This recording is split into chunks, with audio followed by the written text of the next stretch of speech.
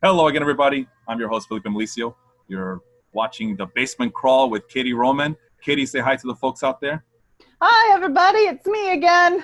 It's her again and her murder basement. Murder basement. I know you guys love murder basements, so don't act like you don't.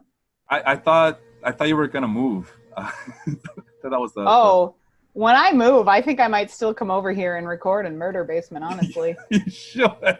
You Give should. the people what they want. Give the people. That's all what we're all about. We're all about giving the people what they want. And people want murder basement. God damn it, we're gonna give them their murder basement. Murder basement. Murder. We all know. I know it's what everybody wants. So I'll make arrangements. Don't worry. Besides head, that's what everybody else wants. Is head. Wrestling podcast. Anybody? That's on Thursday with Brett Moore. Ooh, tune in, guys. Yeah, I'll bet it's a real good time. It's a hoot, pal. It's a hoot. Yeah. Anyway, today's It's episode. a hoot, nanny. Today's episode is about cartoons and how they are a reflection of society. And this episode theme is inspired by me going this past Saturday to the Bugs Bunny at the Symphony 30th year anniversary. I didn't realize they were doing 30 years of a live orchestra playing Bugs Bunny cartoons and playing along with the short films that have been made popular over the years, as Bugs Bunny is one of those timeless characters. Looney Tunes and Merry Melodies, yeah! An interesting segue right there. The reason why they call him that is because that is what the conductor told us, right? The conductor, according to the conductor, he states that when the Warner Brothers started doing feature films on a regular basis, they wanted to show a short cartoon film, right? And they didn't care what the content was. They didn't care what it entailed. They just wanted to make sure that there was music playing at all times in the background. Hence the name, Merry Melodies, Looney Tunes. Oh, I did not know that. Yeah, That's actually really interesting. Yeah, we learned a lot. I mean, aside from them playing the music and us watching some of the newer cartoons that are coming out this year, so we got a little sneak peek. Because it's also Bugs Bunny, its 80th birthday this summer in July, I believe the guy said. So we're celebrating 80 years of Bugs Bunny. I don't know how to feel about that. What, about 80 years of Bugs Bunny? It's a long Bunny? time. Hey, it's a timeless character, as we've discussed over and over again as we were preparing for this show. But yeah, too much discussion about it. So yeah, it's first and foremost, just getting back to the matinee that I went to see at the Chicago Symphony Orchestra in downtown Chicago. It was a fun time. Lots of children, lots of adults, just having a good time. You'd think this is going to be a family show, but it's not. I saw plenty of adults getting giddy, and you could tell the nostalgia in their face when they are watching the screen and watching these classic cartoons.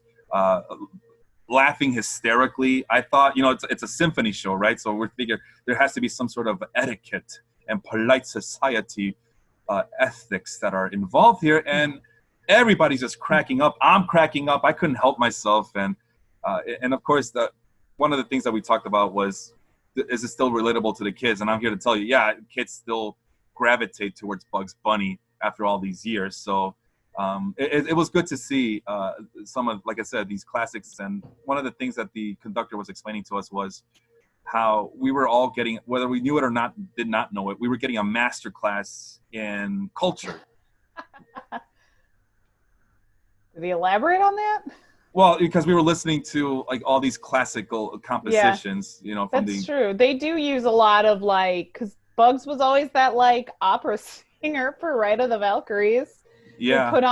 He'd put on the helmet with the horns and the breastplate, and he with the blonde wig, and they play Ride of the Valkyries where he fucked around with Elmer Fudd.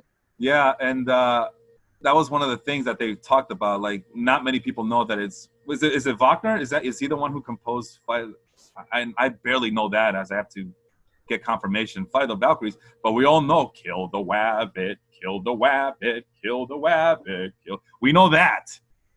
And so that segues into the whole society thing, right? It's cultural. It kind of reinforces what our culture should be, our Americana, Western civilization culture that stems from these classical compositions that would play throughout these shows, these short films. Whoa. Sorry, my sound cut out, so I missed some of what you just said. I was saying that was part of the whole segueing into reflection of society. That is part of it, is a kind of reinforcing that culture of American / Western civilization culture by showcasing these musical compositions. Yeah, it definitely. I loved Bugs Bunny as a kid. I still kind of love Bugs Bunny. He's fantastic in his sociopathic kind of way there. Uh, and in college, well, before college too, I used to watch as like part of. I studied history, so because I'm a big history nerd, I would watch all of the old World War II propaganda cartoons, and I would watch them with like little notes on like, oh, obviously they're very racist because they're trying to dehumanize the Germans and the Italians and the Japanese all at one time. But there's a lot of interesting little things they put in to keep morale up in those to kind of relate to people back home who are trying to support the boys abroad. And I know I told you about this. One of the things I remember best is at the end of all of those propaganda cartoons, they would play the first few notes of Beethoven, the ba ba ba ba, because in Morse code, ... dash is V, and V is for victory. So they would use that as a little morale boost without coming out immediately and being like, V is for victory. Here's this little thing that we put in there back to like the cultural music. They would use something that tied into both the times and then also like a cultural little thing from ages past. ... Dash. And it's funny that you mentioned the war, because it just Bugs Bunny, for as much as we love him, it's a lot of racism in their cartoons, right? There was a lot of minstrel show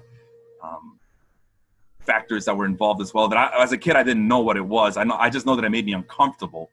But later on, then I realized, oh, geez, man, this is just an extension of minstrel shows, whether we want to admit to it or not, as that is part of the legacy. But the other half of the legacy is that, I mean, just personally speaking, I mean, Bugs Bunny transcends countries, languages, socioeconomic statuses, and all that. We would watch Bugs Bunny in Mexico, and I'm sure it's popular all over the world. As it doesn't matter if it was an American cartoon, it just easily relatable across all nations, all languages. Yeah, I mean, go ahead. Oh, I was going to say, I mean, yeah, they're definitely, and this isn't just strictly Bugs. I mean, we all know Disney's got plenty of problems in that arena too, where the entertainment kind of, this is what we considered culturally acceptable back in like the 30s and 40s, and it was wrong then, but nobody cared. And it's definitely wrong now. But it does reflect the attitude, but it also shows, because like Bugs Bunny evolved. If Bugs Bunny hadn't evolved past that, we never would have had that gem Space Jam. So even though, they remain products of their time, but they're evolving to show products of each subsequent generation. And I mean, that's how we ended up with like Tiny Toons, because Tiny Toons evolved from Looney Tunes into what like 90s mentality was. So it does have the ability to evolve with the audience. And that was one of the things we wanted to talk about, as well as like how Bugs Bunny at this point looks like a relic. Looks like he's just a character that doesn't belong in this time period, right? He just looks like he's a character that's stuck in the 50s, right? At least that's my argument, as opposed to a show like Tiny Toon Adventures, which was hip, which was so 90s, which was relatable to its main demographic, which was children at my age, below 10 years old at that time. Yeah. I mean, I used to run home from school just to watch Tiny Toon Adventures. I loved me some Plucky Duck. I mean, the video game was also awesome. I mean, they had Buster Bunny, who could jump high and run really fast, and Plucky, who could fly, and Furball, who could scale fences, and who else was in there? Oh, the Tasmanian Devil. I mean, I'm sure everybody wanted to pick the Tasmanian Devil. Dizzy, was his name Dizzy? Yeah, Dizzy was the Tasmanian Devil of that generation. Yeah, so so that I will never understand why Tiny Toon Adventures didn't keep going on for like the rest of time. Why it couldn't keep going like The Simpsons kept going, or like how Family Guy keeps going. Because Would love Tiny Toons reboot. Yeah, that would be great, but I don't know why they stopped. I know Steven Spielberg kind of manned that that project, and they used the like it, to this day it still kind of holds up because Steven Spielberg insisted on using the latest technology, the latest equipment to make that. And at that time, Katie, I know you'll probably vouch for this one. At that time, it was the crispest, oh my god, clean so animated show out there.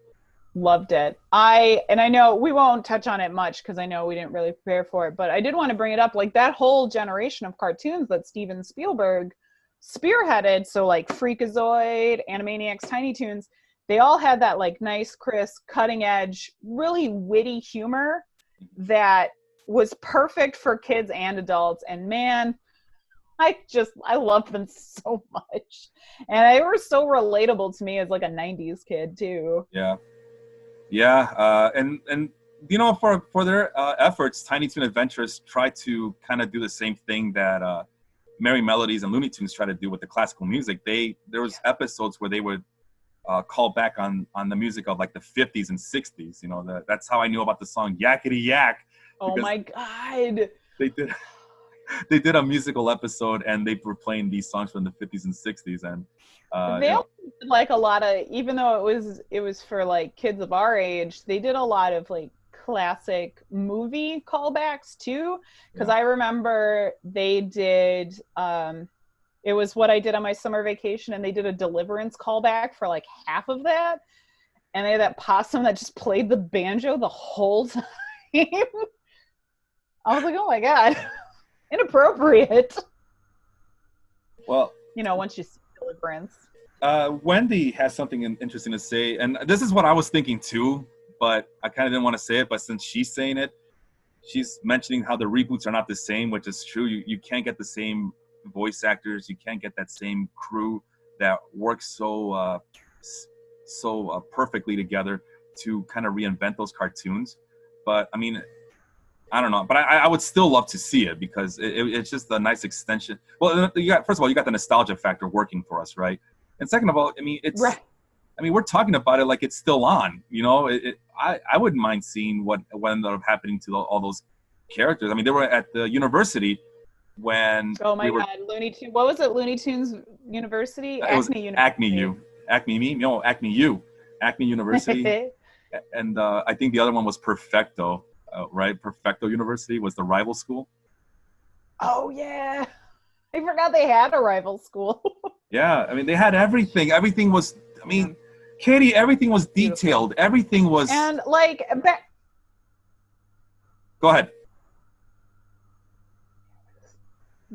That's one of the things about just cartoons in general is because a lot of times, especially the funnier they are, the more detailed they get. So that you have visual jokes on top of, you know, whatever witty thing they're saying. They also have a lot of visual stuff going for them. But to kind of tie back into our reflection of society with Looney Tunes, there was also, or not Looney Tunes, Tiny Toons, there was a lot of stuff that was very relevant. Now, even, like, there was a lot of episodes about, like, the dangers of pollution and we have to take care of the planet and things like that that were as relevant in the 90s as they are now, that Tiny Toons definitely made into kind of a kid-friendly way so that kids could relate to it and understand, but not necessarily, you know, not necessarily beat them over the head with it either. Right. So I'm going to share my screen. I forgot that I had a PowerPoint presentation set up for this. Oh. But since I worked on it, might as well... look at this fancy guy. Might as well show it off. Let me see here. Yeah, there we go. You got that. Ooh, oh, that's the wrong song. No, it's not. It's the wrong song. Okay. And we also, I forgot to mention that we did a poll. Not brought to you by singing. No. We did a poll last week, right? And I wanted to show off the results. And the question was, what was the most disturbing thing that you guys heard last week on our first episode? Not last week, sorry, 2 weeks ago on our first episode. And the winner by a large margin was Felipe unintentionally starting a political debate at 44.4%. Katie, are you surprised by that result? You know, I am a little bit. I thought your blasé attitude towards Star Wars would come up a little bit higher than it did, but no, that's actually not that surprising because you did intentionally start a political debate about the difference between psychopaths and dictators and modus operandi on both of them. So, hey, to my credit, I didn't mention any names, any authoritarian figures at all. So I don't think you had to. Katie, got it. Your erotica came in second, by the way, with the Tiny Man explanation. I thought that was going to win last week. Tiny Man is not disturbing. Tiny Man is a man of the people. Yeah, you think if Tiny Man had a significant other, it would be the Tiny Dancer?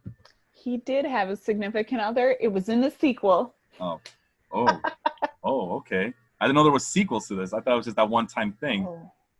Oh no, that was a sequel. Like, how many sequels are we talking about here, Katie? Just the one. I never heard back from them after the... But, yeah. No, Tiny Man had a sequel. This is my life, guys. People paid me for that. So let's move on. I know there was one more thing I wanted to talk about, but I after thinking about it, I feel like we should probably have a standalone episode on this mysterious subtopic for next time as we try to leave the people wanting more and move on to the next cartoon. But first, some of the comments there. Some people are talking about their favorite Tiny Toon episodes. Roberto, favorite Tiny Toon episode, Baby Plucky. You remember that one? Don't remember that one, so we're going to have to get a little bit of an education here. Let's see. Roberto also agreed that the video game was awesome. It was. It was so. To me, it was so innovative. But after playing Mario all the time, you get to play with 5 different characters. That's all you need, man. And also, and Roberto wanted to share his favorite Animaniacs episode, Woodstock Slappy Squirrel. Oh my God! Yeah, she can't figure out who the Who is. And Skippy, her nephew, keeps trying to explain. She's like, "Who's on the stage?" And he keeps going, "The Who." She's like, "No, that's what I asked you." Oh, that is genius. I remember that one now. I think that was a whole, they were all in different decades in that episode, if I recall correctly, and Slappy happened to be the 60s. Because where else does that old curmudgeon of a squirrel belong? Oh, man. All right, well, let's move on to the next cartoon that we were going to talk about. And this one is raw, and it's so real, and it's uncomfortable. It's cringeworthy. One of my favorite shows of all time, I think. It's still on. It ends 10 days. The final 8 episodes drop in 10 days. And it's a contemporary classic of mine as well. I'm a chicken. How many seasons are in there? Wait, well, hold on. Before you go any further. This show deals with alcoholism, drug abuse, depression, celebrity, obsession, and dementia. We're talking about the Netflix series BoJack Horseman. How many seasons are in BoJack Horseman so far? It is 6. So the last 8 episodes of season 6 drop in 10 days, and I am so excited and sad because it's a rough show to watch. I had to stop watching because it got too much for me. It got too deep. It got too it's the most realistic portrayal I have seen of so many different things, but at the same time, it's wrapped in this bizarre, surreal satire of anthropomorphic animals. Yeah, and I'm a huge fan of that. I love me some anthropomorphism. It's so good. It's probably my favorite Netflix show that has stayed good the whole time, because a lot of Netflix shows, if they go on long enough, Orange is the New Black, after a certain point I was like, okay, Kimmy Schmidt, okay, but BoJack Horseman has maintained this level of amazing from beginning to end, and you'd think it wouldn't because it's a fucking talking horse who's an alcoholic and a drug user. Yeah. Oh, seriously. And Yeah, there's overdoses on that show. I don't think there, there's any suicides, I don't think but so there's a either. lot of people that die Yeah.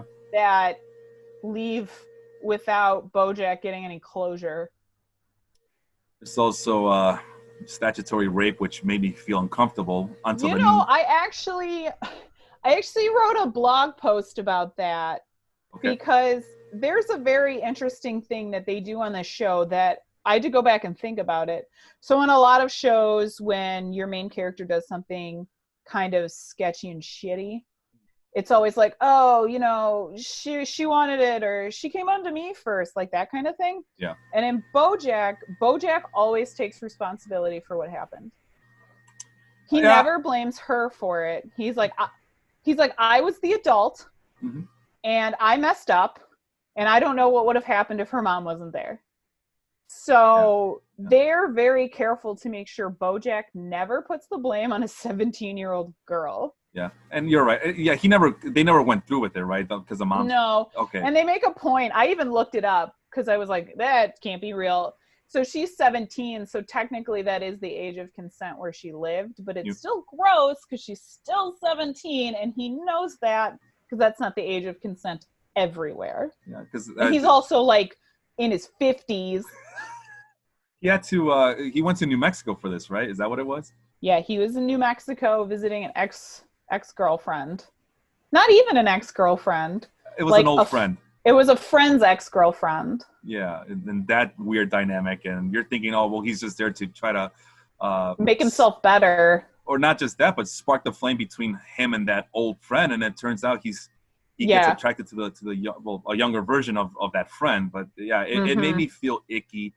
But you move on, and then you move on until the next icky moment, and then the next icky moment, and the next icky moment. I don't want to spoil too much because I see people are now like, wait, what's this show? What's this show on Netflix? Yeah, we won't give too much away here, but maybe one day after Felipe is caught up. Yeah, the last episode was BoJack. I think you were season 4. I want to say. Oh, really? The one where BoJack puts his mom in a home. Mm-hmm. I think that was season 4. Oh, so I'm not that far behind then. All right. I'll get there. You're only like one season behind. Like you have one full season and then this newest season. All right. Well, I like Wendy is stating right now, I need to watch that craziness as well. Oh, watch it. It's so depressing. There's an episode called "You Stupid Piece of Shit," which is the most realistic portrayal of depression I think I've ever seen. And it's also it's funny, but it's also really sad because it's like this. It deviates from the animation style that they normally use in some points, while you go into his subconscious and like all the things he's thinking and how he's just a dumb piece of shit. He's gonna ruin everything, and then like as he's thinking this, he accidentally goes and drives to the bar and is like, "Well, I'm here now," But I was gonna say, but yeah, I think this show just does a great job of explaining some of the dark secrets of society, like some of the heavy stuff that people don't want to talk about. And I think that's part of the cringiness of it, is that these are ideas that not a lot of people talk publicly like that. Oh, I know. They go into a lot of stuff that you see. I mean, it happens outside of Hollywood, but because it's like celebrities that take part in these things, it becomes more known. So they have an episode where it starts out with like a parody of Mel Gibson and That One Cop back, 10 years ago, whenever that happened.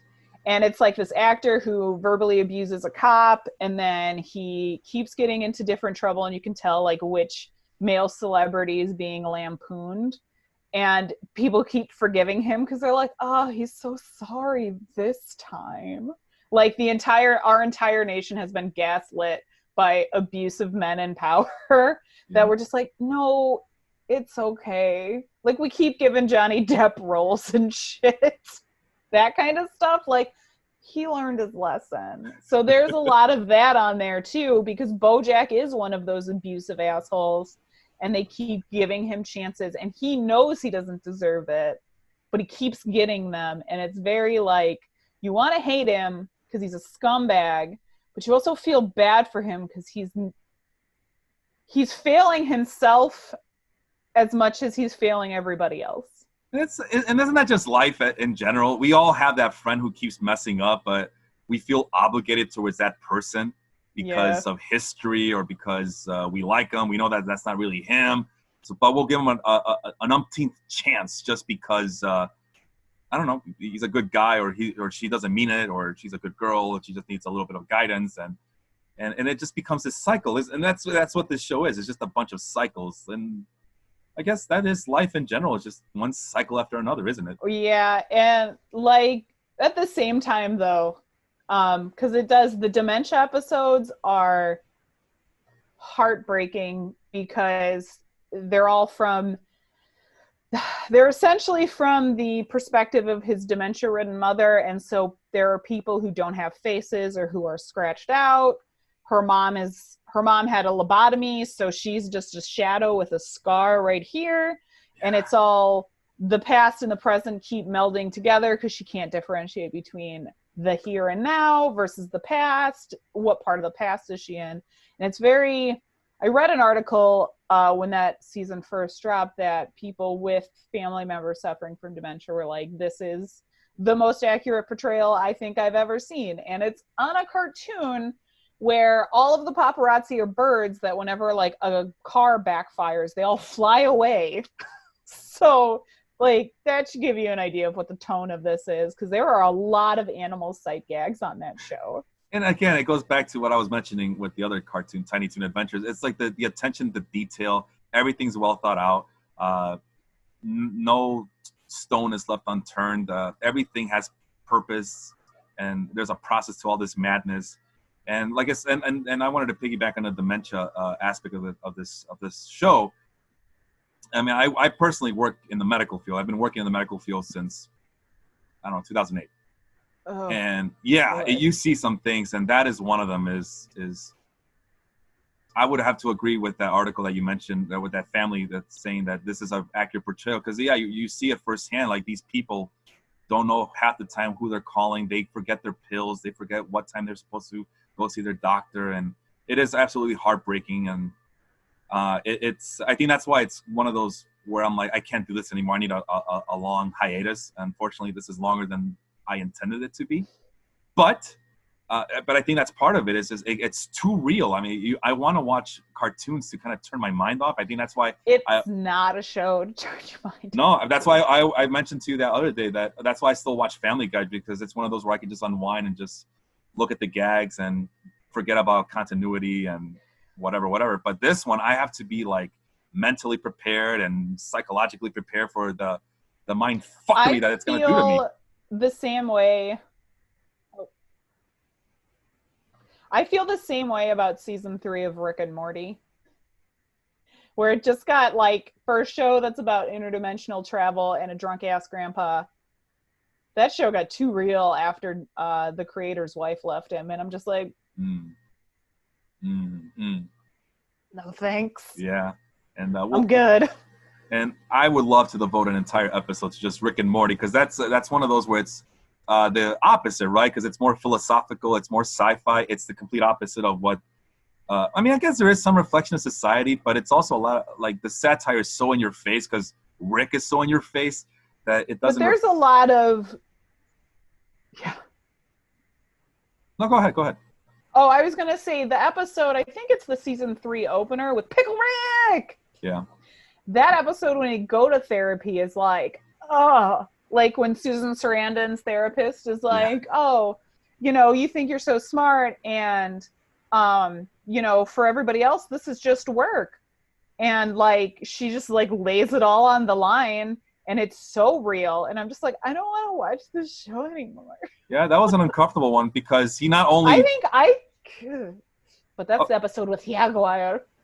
Well, I was gonna say that one's uncomfortable because you're seeing him kill a rat, and because he's a pickle, right? So he kills a rat, and we're seeing like all the disgusting entrails, and he's taking one arm here, and it's very graphic, and I don't like it. And I think that's one of the more memorable episodes, just because it's so raw, it's so in your face, it's so real, and And of course the catchphrase, Pickle Rick, hey Morty, and it's But anyway, and Roberto agrees, Hey, Pickle Morty, Rick. I turned myself into a pickle. Oh, I don't know, Rick. I don't think that's a good idea, Rick. Oh, I don't know, Rick. Jesus Christ, Morty. Anyway, let's move on to the last show. Oh, by the way, the last thing I wanted to say about BoJack Horseman, just so we can continue on this rabbit hole, no pun intended, with Bugs Bunny, is that there is a rabbit-related character on that show. His name is Rutabaga Rabitovitz. You want to say something about that guy?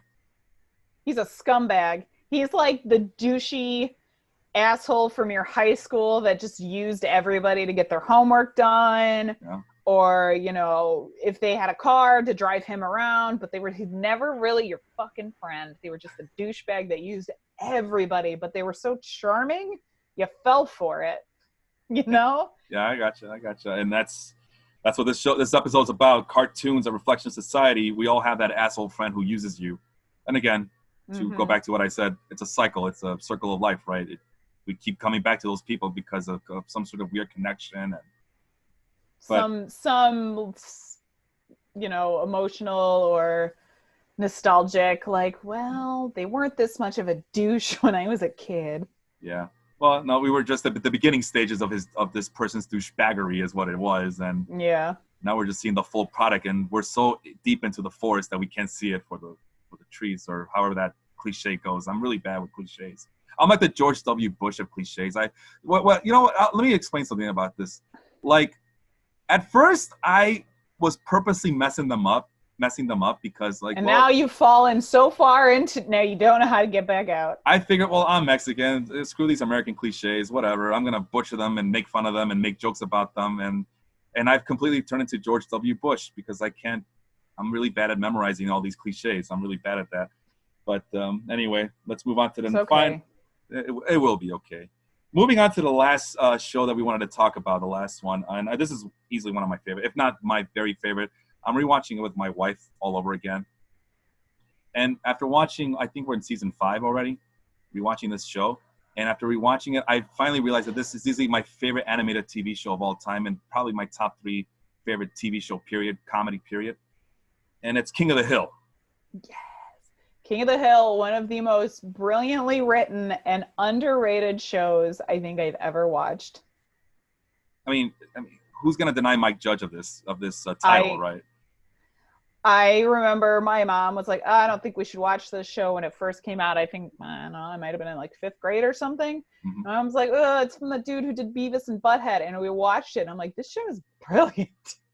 And like, I didn't get all the jokes until I was older. But man, now when I go back and rewatch, I'm like, damn, this show holds up.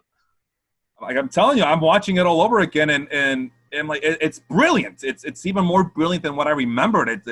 These episodes, it's like what the kids would say. They're all bangers. You know, you get one, oh, this episode's awesome. You get to the next one, oh, this one's even better than the last one I just saw, and it's fantastic. And like you said, it does hold the test of time, at least so far where I am.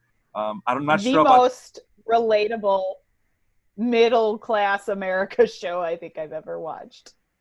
And I was gonna keep pointing that I'm not sure how I'm gonna feel about the Lucky character, because I'm not too. I know that he's around the corner. There's the Lucky character, the guy who. It's my boy Tom Petty, though. I've always never liked those episodes with Lucky, but we'll see how it holds up this time around. Now that I'm an adult, and rekindle my memory here, Katie. But isn't Lucky the one who slips and falls at Walmart's and sues them for a settlement, and that's why he doesn't have to work, because he's living off of that? He does, but he does do that, but he worked at like the Frito-Lay factory for a while, because he tells Bobby what a joy it is when you get that Frito-Lay right off the belt. Oh man, and I didn't know, I'm a big Tom Petty fan, and for a long time I didn't realize that was him, and I was like, no.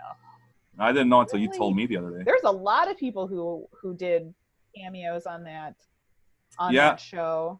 I mean, it was on for what, 13 years or something? 13 seasons at least. Ooh. I think it was 13 seasons. And I mean, we just watched back-to-back episodes where it's Owen Wilson, Paul Giamatti.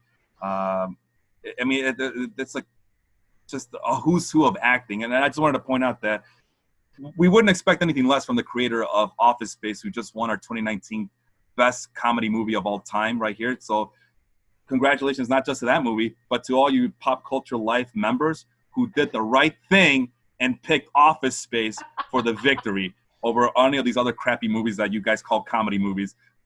Give yourselves a round of applause and a pat in the back for doing the right thing, guys. Thank you. I missed that poll entirely. I don't even know what was up. And the other one that I love from Mike Judge is Idiocracy, which is underrated film. That's a good-ass movie. Yeah, sometimes I can't. Like, he does so well just, like, relating to just normal people. Mm-hmm. No, that's a good point. I mean, I wrote down here that he's the king of entertainment through the mundane. Like, he makes the ordinary just kind of stand out and make you feel like, no, this is a thing. This is something. This is an adventure. It might be ordinary to you, but this is an adventure to some other people, and some other people being us, the viewer. It's just like there are so many things on that show where even now sometimes I'll be like, oh, just like Peggy or just like Hank. Like when Peggy can't, I don't have giant feet like Peggy Hill, but you know, sometimes I can't find shoes that fit. And I'm just like Peggy, who's got to drive to like Mexico and stay overnight in a sleazy motel under a fake name to get the shoe size that fits her. Like, it's just so relatable, even when they go to the extremes, because it's like their extremes are never like The Simpsons flooding the whole town so that Marge can paint a picture kind of extreme. It's more like just normal everyday stuff that people do to the extreme. I was going to say, it's your typical, I mean, this is the real show about nothing right here. I mean, not Seinfeld, but this is it right here. At least Seinfeld, there's some goofy gags, and there's more goofiness in Seinfeld than there is in King of the Hill. I mean, King of the Hill is your typical, I went to the grocery store the other day, and a funny thing happened. And that's the premise of an episode right there. In Mike or Judge's the episode world. Where Hank is constipated and like his glasses fall in the toilet and Peggy comes running down the hallway. She's like, it didn't happen. And he's like, false alarm. He's like wiping his glasses on his shirt. Sorry, Peggy. But he's like sleeping on the toilet, looking at his friends all like on their ride-on mowers outside while he's like stuck on the toilet, constipated. It's like, what is even happening? And why is this so like funny? And this is something that just happens every day to people. And it's brilliant. And I think that is part of it. Is like, it's not just because it's brilliant, because it is. It's Mike Judge doing this thing. But I think the character development is top notch. It's Hank who enjoys mowing his lawn like it's the Super Bowl. It's Hank who can't wait to go to the Home Depot to get that tap and die and hammer and a thing of nails, because that's his thing. That's like his Disneyland. Oh, it's a privilege to go to the Home Depot, to the hardware store. I tell you what. And I'll tell you what. Not boy and right. And it's like only he would think of this as some sort of treat for himself. Like, well, after a 40-hour week, I like to go down to the Lowe's and get me look at the paint cans for a while. One of my friends, and I actually thought of Hank today, not even thinking about the fact this was the topic of our podcast tonight. One of my friends got called for jury duty today, and I was like thinking about how Hank, he tells Luann she's got to go vote, because if you don't vote, who is going to pick you for jury duty? Like, how are you going to get picked for jury duty if you're not registered, Luann? Like, that's what Hank Hill likes. He likes doing his civic duty, fixing up his house, mowing his lawn, and drinking beers with his high school friends in the alley. And the other thing I wanted to point out, and I think we could finish up with this one, is for a guy who, I don't want to get too political, but I mean, this kind of shapes who he is as well. And he's a Republican, conservative of the traditional standpoint, like the way you think about it. Like, he goes back to like I'm sure, I'm just speculating here, but I'm sure he goes back to the Dwight D. Eisenhower days. Yeah, definitely. And for someone who is like so like, anti-government or whatever, because that's the new way that people look at conservatives nowadays. I mean, this guy just relishes in the bureaucratic system of everything, Like he loves that red tape. He loves going, okay, just tell me which form to fill out and I'll fill it out for you. I'll tell you what. Hank is the type of person that thrives on rules. He needs them. Yeah. He would do very poorly in anarchy. No, because he'll be asking he'll be asking for the authority figure to tell him where to go. Now, where's the designated meeting point for us to go to? As he sees people just running around and looting things, and he's hoping for that last bastion of order to still exist, because that's the only way because it's all that makes sense to him. Yeah, thank you. That's precisely right. Yeah. And also, he is clearly. Oh, sorry, your sound goes out, so I start talking over you. Go ahead. We're gonna get you new internet. Somebody here in the comments, Roberto, they said we're gonna start a GoFundMe page for you, so your internet will be better. I'm all for it. Hot damn, boy. Or just a new computer. I don't know. I think it's a new computer. But I was gonna say, for as conservative as Hank is, he's also, when something hits close to home, he can accept it, even if he's resistant at first. And we're gonna use the least political example of all, when Bobby decides he's gonna play soccer. And Hank is a red-blooded American man from Texas who loves his football, and his son is playing soccer. And even Peggy is like, oh, hell no. Well, like, at first they don't accept it, but they come around, and that's how Hank is. He's like, He's totally resistant until it gets introduced into his life. And not just that, but even Peggy has to suffer through that too, because she gets a rude awakening as to how low on the socioeconomic totem pole she is. I mean, we just talked about how Bugs Bunny is kind of like the great equalizer when it comes to social status. And the other flip of the modern coin here with King of the Hill is that Peggy, she was like, gets a rude awakening as to how low she is on the socioeconomic class, where she goes in there with a flannel shirt to the soccer game, and everybody's wearing sweaters, like wool knitted sweaters, and they all have their cup of coffee, like from Starbucks, and she has her mug, like some sort of like, I don't know. I don't want to use derogatory terms because I don't want to get in trouble, but she's very Southern in that aspect. Meanwhile, you got all these city women, very pristine and high class, watching their kid. But at the same time, yeah. I was gonna say, at the same time with Peggy though, she has like the biggest blind spots ever, because she spent that whole series convinced she's the greatest Spanish teacher ever, and she can't even speak the language. Oh, she's as a Spanish speaker myself, she is terrible. And she hurts my ears when she tries to talk. Escúchame, por favor. And it's like, no, stop it, woman. Stop it. You're butchering my language. Her Spanish is so bad. You speak Spanish, Katie? No, I speak some German, but I speak very little Spanish. Mostly where's the bathroom and hello and dog. Don't. Sorry. Man. Well, I think this is a good place to stop. I'm going to go back upstairs and watch some King of the Hill. I'm pretty sure I'm almost done with season 5, I believe. So I can't wait to see what the finale is. Kitty, go ahead and give people the last word on why don't you put a nice little ribbon on this show here? If I could tie a ribbon, I would. So cartoons, am I right? No, cartoons from Bugs Bunny up until King of the Hill, Rick and Morty, BoJack Horseman. We see a lot of stuff that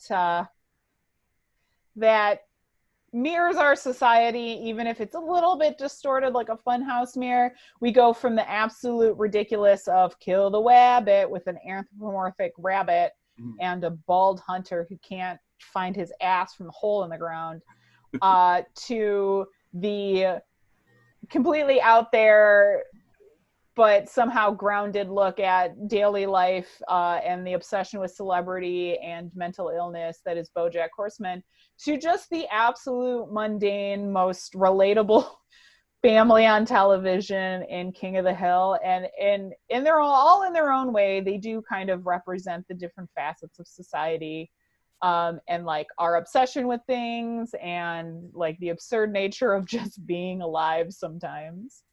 Yeah, that's pretty much what this episode was. That's nicely well put there, Katie. I really appreciate you coming up with that conclusion right now. And then that's, like I said, I asked for a ribbon and I got a nice little bow at the end.